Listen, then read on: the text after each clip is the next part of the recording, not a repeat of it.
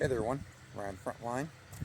I'm going to show you critter situation and one of the joys I get to experience dealing with them.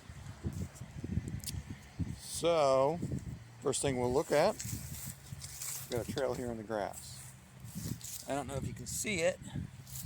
I'm going to walk right on top of it. So my feet walking right in the critter trail. There's a mild depression that runs right along here. And if we follow this depression, actually the leaves are kind of piled up right in it, right here. It goes to that rotted out door. Then we follow it here. You can see the leaves are kind of piled up right here in the middle. They kind of form a line. Those leaves come to these steps where we have missing spaces all over. We have a lot of scratch marks here. I wonder what's going on and why is the animal going underneath the deck? Well, we're going to go underneath here and find out. And this is one of the joys of critter removal, is you get to go to these dark, nasty places. Oh, what do we got? We got a piece of foam board that's been shredded. And someone tried to put some wire over it, but it didn't work. And the wire is peeled back here in the corner. Even better. So look at the wood. It's very dirty. It's dirty because the animals have been going in and out. You can see the wires pushed to the side. The foam's all chewed up. Now these blocks were placed here, piled up in front of it, trying to work, and it didn't work. How do we fix this the right way? Well, the foam prevented all the air from moving in and out. So we're going to put up a piece of plywood.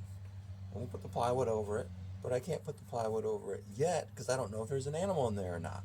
So we have to do this in such a way that we don't trap them in, we give them a chance to get out. But we don't want them getting in, so we use a trap to control access. So I will get this set up here in a moment and show you. Okay, we got a piece of plywood up. Now I made the plywood longer than it needs to be, and I made a little opening right there. That opening isn't particularly big, but a big fat raccoon can squeeze through that little tiny opening. Now we're going to put a trap in front of it. And because I made the board longer than it needs to be, after I'm done trapping, I can shift the whole thing 6 inches over, and we'll have the hole covered up. So I get a nice, strong piece of plywood covering the hole. This will also help with the drafts in the basement. We have venting right there, and there's some more venting around the foundation. So we don't need to have a big opening here for ventilation because we already have crawl space vents. So this will be an easy fix after we remove the trap. And let me show you how this is set up. So I use the cinder blocks and some wire to build my nose cone, but let's look at the end. You can look straight through and see the hole.